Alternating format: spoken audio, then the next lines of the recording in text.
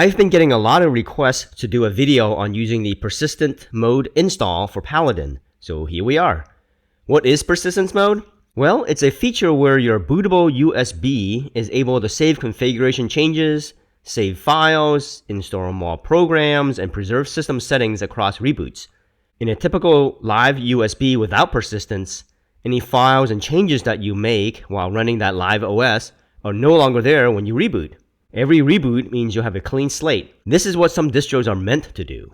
However, in the case of Paladin, you may want to save certain configuration files for autopsy so that you don't have to set them every time you reboot. Other instances where persistence is useful is in the training environment. If you are using Paladin in a classroom, you don't want to have each student enter in the network information every time they reboot. It could get tiring.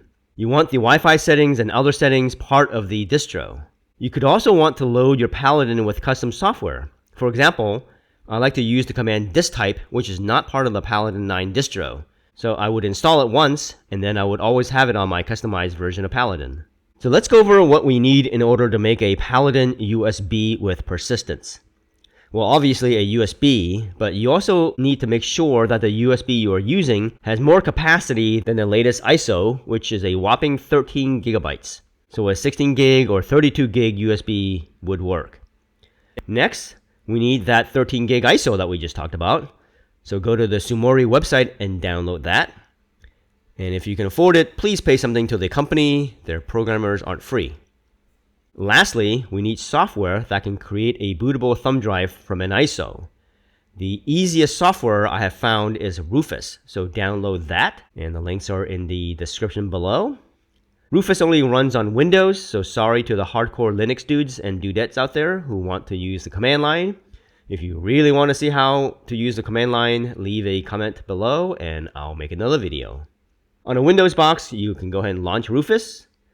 And at the top here, you will probably not see anything listed under devices unless you already have some thumb drives plugged in. I will plug in my USB now, and after a second or so, you should see the USB show up. So make sure the right USB is selected. For the boot selection, I'm going to go ahead and select an ISO, and then click on the select button here, and then find where you downloaded the Paladin ISO.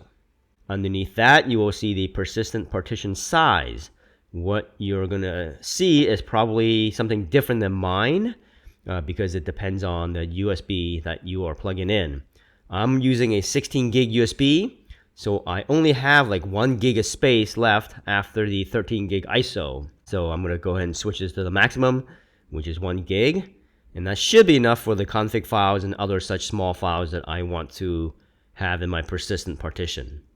And for the rest, I will select GPT for the partitioning scheme and UEFI for the target system.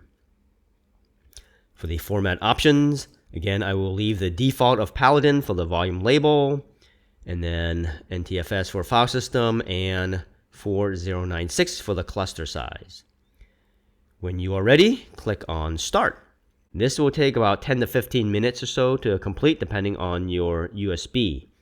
So once Rufus is done, we can unplug it from the Windows machine and plug it into the machine that you want to live boot from. Boot the machine to the Paladin USB from the BIOS.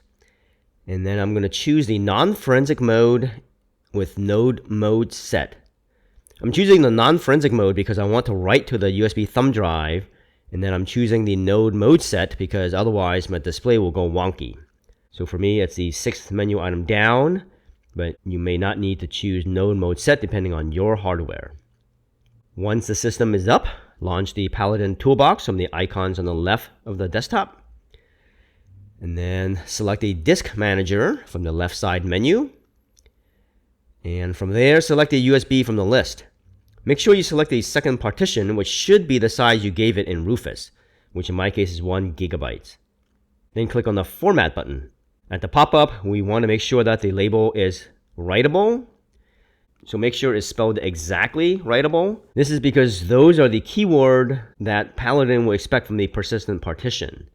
And lastly, make sure that the file system type is ext4, which is a file system commonly used by Linux.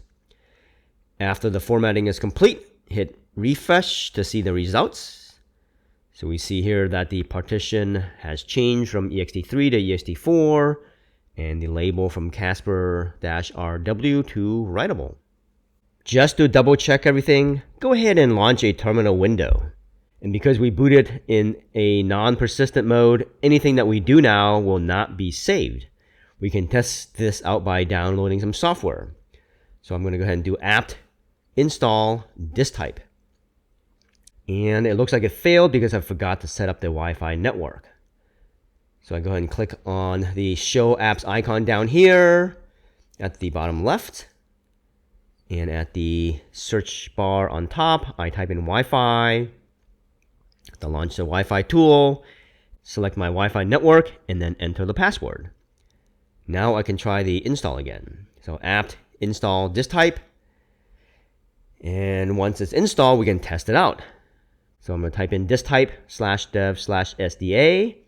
And we see that the command works because it does show us our USB thumb drive with multiple partitions.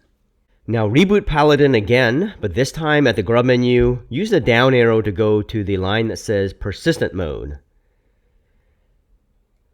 Once the machine is booted, let's launch a terminal window to check out persistent mode.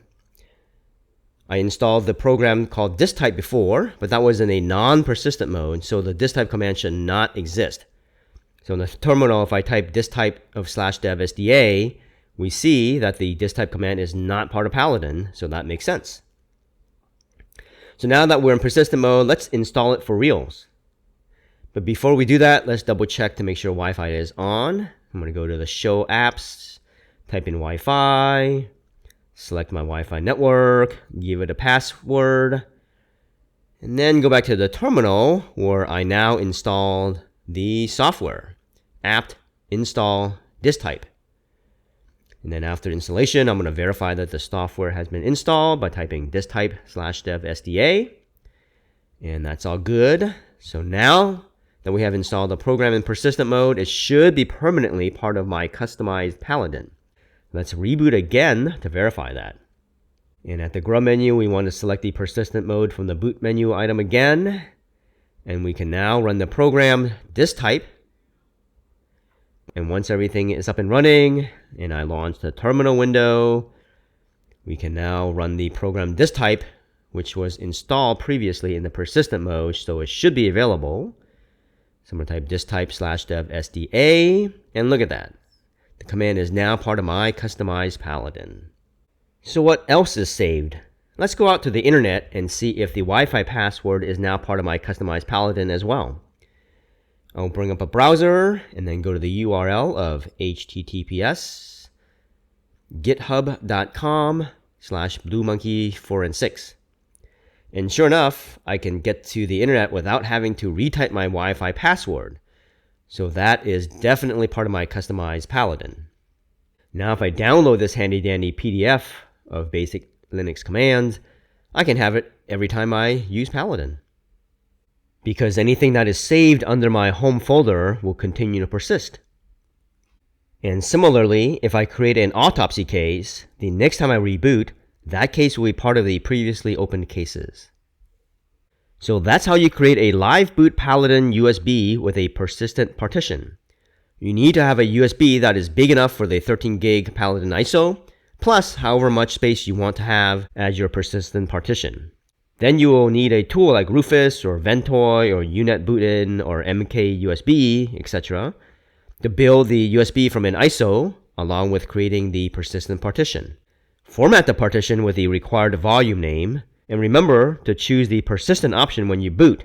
That's pretty much it. Any system settings that you have changed, desktop preferences, application configurations, files in your home folder, etc. are all saved to the persistent partition and available every time you boot. Hope this was useful. For more information on another Linux forensic distro named Kane, watch these videos here. Leave a comment below and make sure you click on the blue monkey to subscribe. Thanks for your time and happy hunting.